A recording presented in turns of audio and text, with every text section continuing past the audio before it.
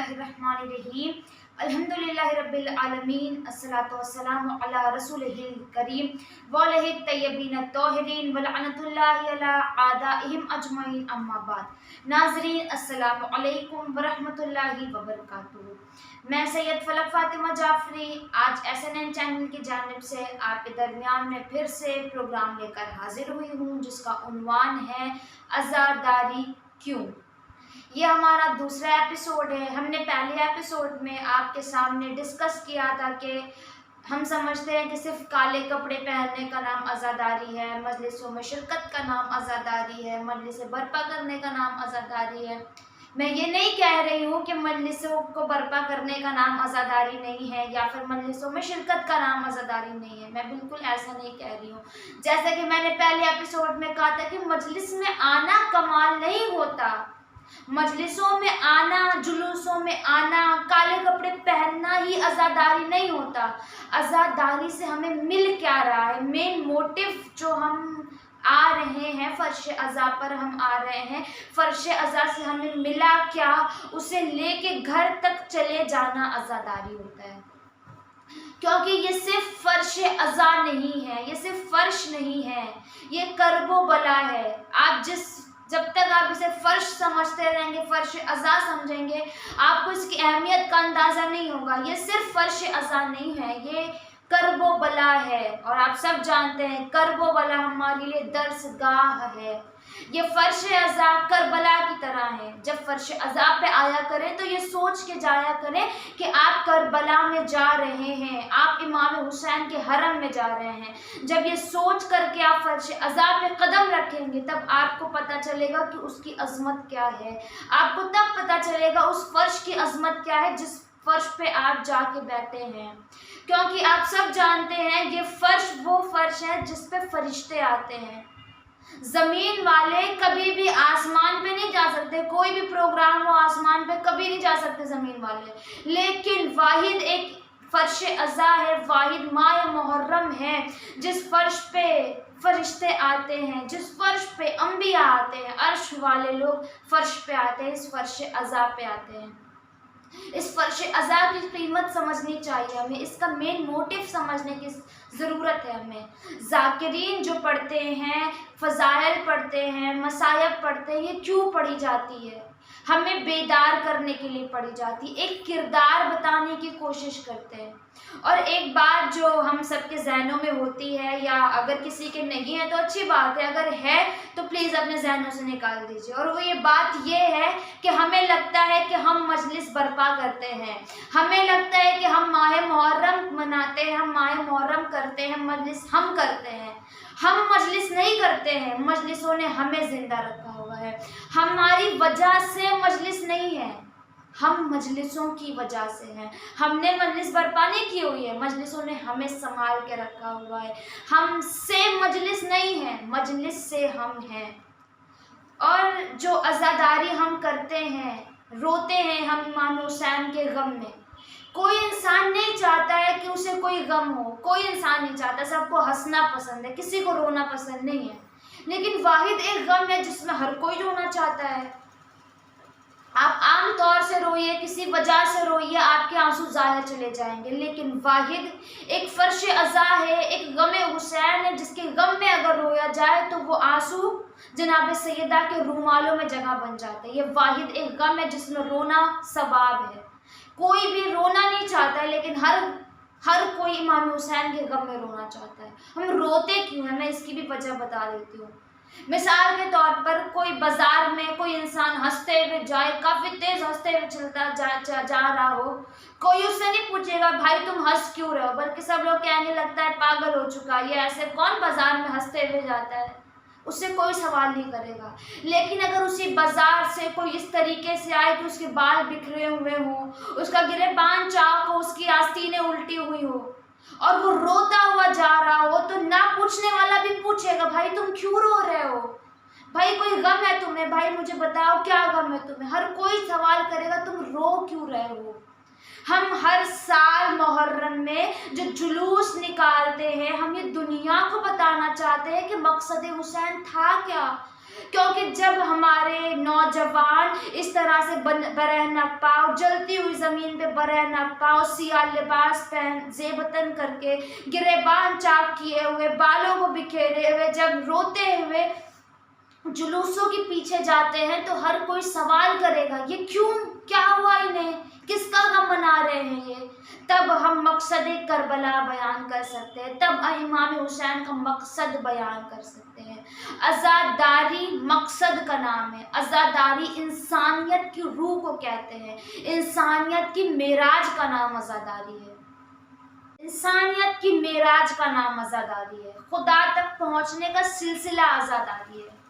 آپ کہیں گے خدا تک پہنچنے کا سلسلہ کیسے عزاداری ہوا؟ کیونکہ عزاداری سے فرش عزا سے ہمیں وہ درس ملتا ہے، ہمیں وہ کردار ملتا ہے جو خدا تک پہنچنے کا ذریعہ بن جاتا ہے۔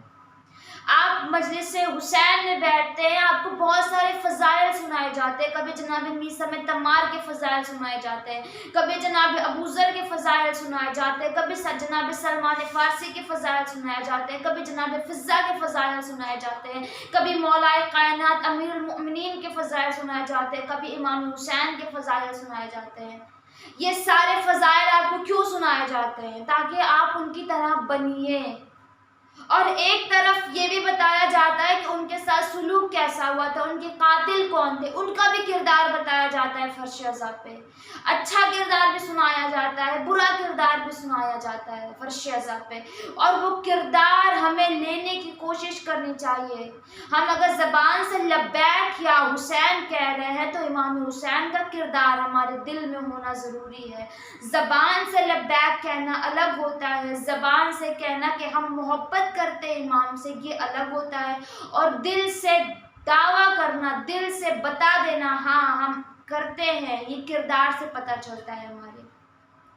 آپ سب نے مجلسوں میں سنا ہوگا، مجھے پوری تاریخ بیان کرنے کی ضرورت نہیں پڑے گی، لیکن چاہتی ہوں کہ کچھ بتا دوں کہ عزاداری سے کیا درس ملتا ہے ہمیں۔ آپ نے اکثر مجلسوں میں سنا ہوگا کہ شب عاشور امام حسین علیہ السلام نے اپنے ساتھیوں سے کہا تھا کہ یزید کی دشمنی مجھ سے ہے، تم چاہو تو جا سکتے ہو، کیونکہ تم بھی بغیر کسی وجہ کے مارے جاؤ گے، تمہارا کوئی گناہ نہیں ہے، اس کی دشمنی مجھ سے ہے، وہ مجھ سے دشمنی رکھتا ہے، وہ مجھ سے بغض رکھتا ہے، تم سے اس کی کوئی دشمنی نہیں ہے، تم جا سکتے ہو۔ پر امام کے حسین کے ساتھیوں سے کوئی نہیں نکلا۔ پھر امام نے کہا کہ اگر تمہیں لگتا ہے کہ تمہیں شرمندگی محسوس ہو رہی ہے، اگر تمہیں ایسا لگتا ہے کہ تم سب کے سامنے جاؤ گے تو تمہیں شرمندگی محسوس ہوگی اور کوئی دیکھ لے گا مجھے، تو ایک کام کرو، میں چراغ بجھا دیتا ہوں، جسے جانا ہے چلے جاؤ، میں نہیں دیکھ رہا، کوئی نہیں دیکھے گا تمہیں، تم جا سکتے ہو۔ اور میں حسین وعدہ کرتا ہوں کہ جنت میں تب تک نہیں جاؤں گا جب تک میں تمہیں لے کے نہ جاؤں، بغیر تمہارے میں جنت میں نہیں جاؤں گا۔ تاریخ کہتی ہے کہ امام حسین علیہ السلام نے چراغ کو بجھایا، اور جب امام حسین نے چراغ کو جلایا تو سب کی تلوار ان کی گردن پہ تھی، سب نے اپنی تلواروں کو اپنی گردنوں پہ رکھا ہوا تھا۔ وہ کہہ رہے تھے مولا آپ کیا سمجھتے ہیں، ہم جنت کی آرزو میں آپ کے ساتھ آئے ہیں، مولا آپ کو کیا لگتا ہے ہمیں جنت کی لالچ ہے؟ مولا ہمیں جنت نہیں چاہیے، مولا ہمیں آپ چاہیے، مولا ہمیں آپ چاہیے، مولا ہم آپ سے محبت کرتے ہیں۔ کوئی نہیں گیا وہاں سے۔ تب امام حسین نے کہا جیسے ساتھی مجھے ملے، نہ میرے بابا کو ملے، نہ میرے بھائی کو ملے، نہ میرے نانا کو ملے، کسی کو ایسے ساتھی نہیں ملے، کیونکہ میرے ساتھی وہ ہیں نہ جنہیں جنت کی خواہش ہے، نہ جنہیں دنیا کی خواہش ہے، انہیں صرف مجھ سے محبت ہے۔ اور ہر سال جو محرم ہماری زندگی میں آتا ہے، حسین ہر سال ایک حر بنانے آتے ہیں، حسین ہر سال ایک حبیب ابن مظاہر کو ڈھونڈنے آتے ہیں، حسین کو مسلم ابن اوسجا کی ضرورت ہے، حسین کو جناب علی اکبر کی ضرورت ہے، حسین کو جناب علی اصغر کی ضرورت ہے۔ حسین ہر جگہ پہ وہ کردار ڈھونڈنے آتے ہیں محرم میں، ہر سال امام حسین، اسی لیے ہر سال امام حسین محرم میں ہمارے پاس آتے ہیں تاکہ ہمارے اندر وہ کردار لگا دے، وہ کردار ہمارے اندر بنا دے جو جناب علی اکبر کا تھا، جو جناب علی اصغر کا تھا، جو جناب حبیب ابن مظاہر کا تھا۔ عزاداری انسانیت کی معراج ہے، عزاداری خدا تک پہنچنے کا ذریعہ ہے۔ اب آپ سوچ رہے ہوں گے کہ عزاداری خدا تک کیسے پہنچائے گی، تو کربلا میں امام حسین علیہ السلام نے وہ درس دیا ہے۔ عزاداری سے ہمیں وہ کردار ملتے ہیں جو خدا تک پہنچا دیتے ہیں۔ آپ فرش عزا پہ جب جاتے ہیں تو آپ نے ذاکر و ذاکرہ کے لبوں سے جناب میثم تمار کے فضائل سنے ہوں گے، آپ نے جناب سلمان کے فضائل سنے ہوں گے، آپ نے جناب فضہ کے فضائل سنے ہوں گے، آپ نے مولا کائنات کے فضائل سنے ہوں گے، آپ نے مولا عباس کے فضائل سنے ہوں گے، آپ نے امام حسن امام حسین کے فضائل سنے ہوں گے۔ جہاں پہ آپ نے ان کے فضائل سنے ہوں گے وہاں پہ آپ نے یزید کا کردار بھی سنا ہوگا، وہاں پہ آپ نے شمر کا کردار بھی سنا ہوگا، وہاں پہ آپ نے برملا کا کردار بھی سنا ہوگا۔ دونوں کردار ہمیں فرش عزا سے ملتے ہیں۔ اگر ہم نے اماموں والا کردار اپنا لیا تو ہم اپنے آپ خدا تک پہنچ جائیں گے، کیونکہ وہ کردار ملتا ہے ہمیں۔ فرش عزا ہمیں وہ کردار بتاتی ہے جو ہمیں خدا تک پہنچا دیتا ہے۔ عبد کو معبود سے ملانے کا ایک سلسلہ عزاداری بھی ہے، کیونکہ ہمارے اندر وہ کردار آ جاتا ہے جو یہ سارے فضائل ہمیں سناتے ہیں۔ مجلسوں میں آ کے ذاکروں کے منہ سے فضائل سن کے اور ان کی بہت ساری تعریف کر لینا کمال نہیں ہوتا، اس فضائل کو اپنے اندر اپنے کردار میں لانا کمال ہوتا ہے۔ فضائل اس لیے سنائے جاتے ہیں تاکہ ہم اسے اپنے کردار میں لے کے آئیں، ہم خود کو ویسا بنائیں، ان کے جیسا نہ بن جائے کہ جن پہ ہم لعنت کرتے ہیں، بلکہ ان کے جیسا بنے جن پہ ہم درود پڑھتے ہیں، جن پہ ہم صلوات بھیجتے ہیں، جن کی ہم تعریفیں کرتے ہیں، ان کے جیسا بنے۔ کردار بتاتا ہے کربلا۔ آپ نے اکثر سنا ہوگا مجلسوں میں، زیادہ تاریخ کو بیان کرنے کی ضرورت نہیں ہے کیونکہ ماشاءاللہ سے ہر کوئی مجلس میں جاتا ہے اور سب کو واقعہ پتہ ہے واقعہ کربلا کیا ہے۔ آپ نے یہ واقعہ ضرور سنا ہوگا کہ شب عاشور جب ہوئی تھی تو امام حسین علیہ السلام نے اپنے ہر ساتھیوں سے کہا تھا کہ یزید کی دشمنی مجھ سے ہے، تم سے نہیں ہے۔ وہ مجھے قتل کرنا چاہتا ہے، تمہیں قتل کرنا نہیں چاہتا، چونکہ تم میرے پیروکار ہو، تم میری پیروی کر رہے ہو، اس لیے وہ تمہیں بھی قتل کر دے گا، تم بغیر کسی گناہ کے مارے جاؤ گے، ایسے بغیر کسی دشمنی کے مارے جاؤ گے۔ تم ایک کام کرو، تم لوگ جا سکتے ہو، اگر تم جانا چاہو تم جا سکتے ہو۔ امام حسین نے دیکھا کہ کوئی بھی ساتھی وہاں سے نہیں گیا تو امام حسین نے کہا کہ اگر تمہیں شرمندگی محسوس ہو رہی ہے، اگر تمہیں ایسا لگ رہا ہے کہ میں دیکھ لوں گا یا کوئی اور دیکھ لے گا، دیکھو میں شمع بجھا دے رہا ہوں، اور سنو جنت میں میں بغیر تمہارے نہیں جاؤں گا، جنت کی بشارت میں تمہیں دے رہا ہوں، جنت میں تمہارے ساتھ جاؤں گا میں، چلے جاؤ تم لوگ، جا سکتے ہو، چلے جاؤ یہاں سے۔ امام حسین علیہ السلام نے چراغ کو بجھایا۔ اب جب چراغ کو جلایا امام حسین نے تو تاریخ لکھتی ہے کہ ہر ایک نے اپنی گردن کو تلوار پہ رکھا ہوا تھا اور ہر کوئی امام سے کہہ رہا تھا کہ امام آپ کو کیا لگتا ہے ہم آپ سے جنت کی خواہش میں آئے ہیں، مولا آپ کو کیا لگتا ہے ہم آپ سے دنیا کی خواہش میں آئے ہیں، آپ کو کیا لگتا ہے کہ جنت کی محبت ہے ہمارے دل میں، مولا ہمیں جنت نہیں چاہیے، مولا ہمیں آپ چاہیے، ہمیں آپ سے محبت ہے، اس جنت کا کیا کریں گے ہم جس میں آپ موجود نہ ہو، مولا ہم آپ کو چھوڑ کے کہیں نہیں جائیں گے۔ تب امام حسین نے کہا کہ جیسے ساتھی مجھے ملے، نہ میرے بابا کو ملے، نہ میرے دادا کو ملے، نہ میرے نانا کو ملے، نہ میرے بھائی کو ملے، ویسے ساتھی مجھے ملے ہیں۔ کیا امام جانتے نہیں تھے کہ میں یہ سوال کروں گا تو کوئی بھی جائے گا نہیں؟ کیا امام جانتے نہیں تھے یہ سارے لوگ مجھ سے محبت کرتے ہیں؟ تو کیوں امام حسین نے یہ سوال کیا؟ آخر کیسے امام حسین نے اتنا بڑا سوال رکھا اپنے لوگوں کے درمیان میں، اپنے چاہنے والوں لوگوں کے درمیان میں کہ جو چاہتا ہے وہ چلا جائے؟ کیوں امام حسین نے یہ لوگوں سے سوال کیا تھا؟ آخر امام وقت نے اتنا بڑا سوال کیسے کر لیا کہ جو جانا چاہتا ہے وہ چلا جائے، جبکہ وہ جانتے تھے کہ مجھے چھوڑ کے کوئی بھی نہیں جائے گا، وہ یہ بات جانتے تھے کہ یہ لوگ مجھ سے محبت کرتے ہیں، یہ لوگ نہیں جائیں گے، پھر امام نے سوال کیوں کیا؟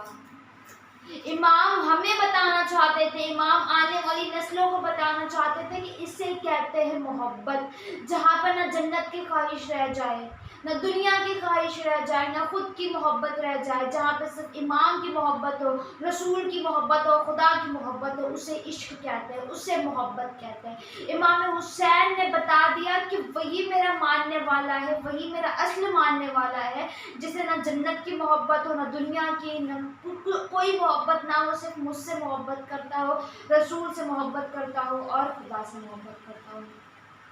آج جو نوجوان، آج جو حضرات مجلس عزا میں آتے ہیں، جو فرش عزا میں آتے ہیں، جو جلوس میں جاتے ہیں، وہ نوجوان جو ننگے پاؤں جلوس عزا میں جاتے ہیں، سیاہ لباس وطن کیے ہوئے، بال کو بکھیرے ہوئے، آستینوں کو الٹے ہوئے، گریبان چاک کیے ہوئے، اگر ان کے اندر یہ کردار ہے کہ ان کے پاس اتنی زیادہ محبت، ان کے دل میں اتنی زیادہ چاہت ہے امام حسین سے کہ وہ امام حسین کے لیے اپنی جان بھی دے سکتے ہیں، اس کا مطلب ان کو عزاداری کا مقصد پتا ہے، انہیں عزاداری سمجھ میں آ رہی ہے، وہ اصل معنی میں عزادار ہیں۔ لیکن جو لوگ صرف سیاہ لباس پہنے ہوئے ہیں اور غمگین سا چہرہ بنائے ہوئے ہیں، آنکھوں میں آنسو لیے ہوئے ہیں اور فرش مجلس پہ آ رہے ہیں لیکن انہیں امام سے محبت نہیں ہے، اس کا مطلب کیا ہے؟ کیا وہ سچ میں عزادار بننے کے لائق ہیں؟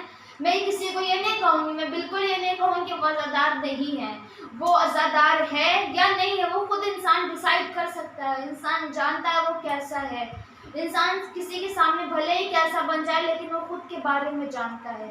ان کی تھی محبت ایسی کہ جب روایتیں بتاتی جائے حل من ناصر ینصرنا کی صدا امام نے بلند کی تو ہر لاشا کہہ رہا تھا مولا کاش ایک بار اور زندگی مل جاتی، ہم واپس آپ کے لیے شہید ہو جاتے، مولا ایک بار کیا 70,000 بار بھی مجھے زندگی ملے اور ہمیں شہید کیا جائے، مولا آپ کی محبت میں ہم شہید ہو جائیں گے، ہمیں دنیا سے محبت نہیں مولا، ہمیں آپ سے محبت ہے۔ آج کون ایسا عزادار ہے جسے امام سے اتنی محبت ہے؟ اگر ہے تو اچھی بات ہے، نہیں ہے تو پیدا کری محبت۔ ہم کیسے محبت کرتے ہیں امام سے؟ سننے میں تو تھوڑا سا برا لگے گا لیکن یہ اصل محبت ہے جو ہم کرتے ہیں، وہ محبت اصل والی تھی اور یہ ہماری اصل محبت ہے جو ہم کرتے ہیں۔ کیسے کرتے ہیں امام سے محبت؟ جب محرم کے مہینے قریب آ رہے ہوتے ہیں تو سب نے واٹس ایپ پہ، فیس بک پہ، انسٹا پہ، ٹویٹر پہ سب نے میسج کرنا ہوتا ہے، سب کو اسٹیٹس پہ لگانا ہوتا ہے، سب نے پوسٹ کرنا ہوتا ہے کہ ہم منتظر ہیں محرم کے، ہم محرم کا انتظار کر رہے ہیں۔ اور جیسے ہی محرم کی شب آتی ہے، شب محرم آتی ہے، پہلی محرم کی جب شب آتی ہے، چاند رات کی تاریخ آتی ہے، سب چاند رات کے اسٹیٹس لگانا شروع کر دیتے ہیں۔ پہلی محرم کو پہلی محرم والا اسٹیٹس، دوسری محرم کو دوسری محرم والا اسٹیٹس، تیسری محرم کو تیسری محرم والا اسٹیٹس، چوتھی، پانچویں، چھٹی، ساتویں، آٹھویں، نویں، یہ سب ایک ایک کر کے ہم اسٹیٹس لگاتے ہیں اور 10ویں محرم کو امام حسین کو الوداع کہہ دیتے ہیں، مولا خدا حافظ، جسے ہم 9 محرم تک لبیک کہہ رہے تھے، 10 محرم کو ہم اسے الوداع کہہ دیتے ہیں۔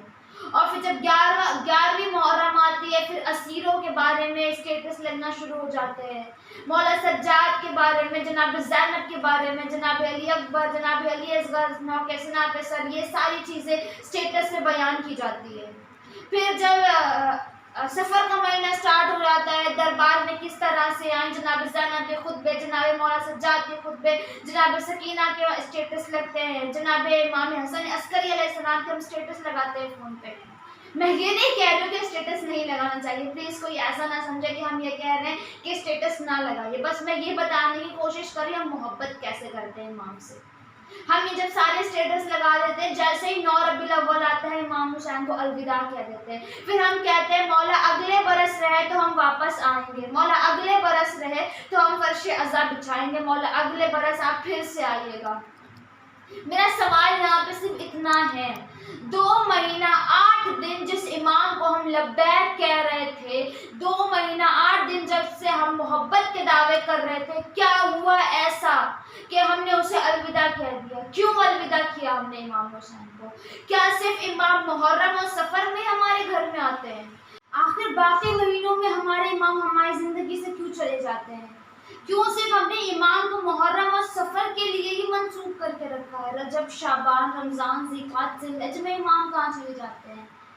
2 महीना 8 दिन तो इमाम हमसे डायरेक्ट कांटेक्ट में होते हैं। 2 महीना 8 दिन हर जगह फर्श अज़ा बिछी होती है, हर जगह अज़ा खाने सजे होते हैं। आप कहीं पे भी जाइए आपको अज़ा खाने मिल जाएंगे, जहाँ पे जाएंगे फर्श अज़ा मिल जाएगी, मजलिस मिल जाएगी। इमाम डायरेक्टली कांटेक्ट में होते हैं, डायरेक्टली आप इमाम से मुलाकात कर सकते हैं, डायरेक्टली आप इमाम से मिल सकते हैं। लेकिन 2 महीना 8 दिन के बाद, मुहर्रम और सफ़र के बाद में मजलिसें बहुत कम होती हैं, बहुत कम फर्श अज़ा बिछाई जाती है। इसके बाद में इमाम से मिलना बहुत मुश्किल हो जाता है। अब हमें इमाम तक जाने की ज़रूरत है। पहले इमाम हम तक आते हैं, अब हमें इमाम तक जाने की ज़रूरत है। जो बाकी के जो महीने हैं, हमें उसे साबित करना पड़ेगा कि मौला हम सच में आपसे मोहब्बत करते हैं। उन लोगों ने जिन्होंने कहा था कि मौला हम मोहब्बत करते हैं, ज़बान से नहीं कहा था, सुबह होने के बाद में उन्होंने जान भी कुर्बान की, उन्होंने अपनी जानें कुर्बान कर दी, जवान लाल को कुर्बान कर दिया, सब ने अपनी अपनी जानें कुर्बान कर दी। अगर कहा था तो दिखाया भी। हम जो कह रहे हैं कि मौला आपसे मोहब्बत करते हैं हम, तो मुहर्रम और सफ़र के बाद में हमें बताना पड़ेगा मौला सच में मोहब्बत करते हैं हम। मौला आप चले गए लेकिन देखिए फिर भी हम आपसे कांटेक्ट में थे, मौला हम आपको भूले नहीं, मौला हम आपके साथ हैं। किरदार में कब आएगा?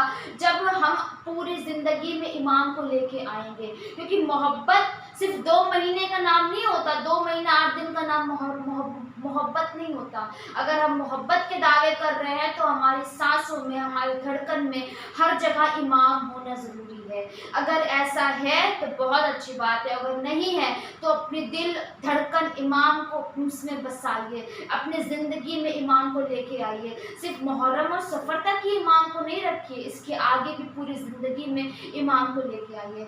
इंशाअल्लाह अगले प्रोग्राम के साथ में हम आपकी खिदमत में फिर हाजिर होंगे। फ़िलहाल के लिए बस इतना ही। किसी शायर ने बहुत खूब कहा है कि ज़िक्र शब्बीर धमाकों से दबाने वाले, ज़िक्र शब्बीर धमाकों से दबाने वाले, और कितने नादान हैं हमको यूं डराने वाले, और गैब से आती है अब भी ये सदाए मेहदी, ज़िक्र शब्बीर करो हम हैं बचाने वाले। वस्सलामु अलैकुम वरहमतुल्लाहि वबरकातुहू।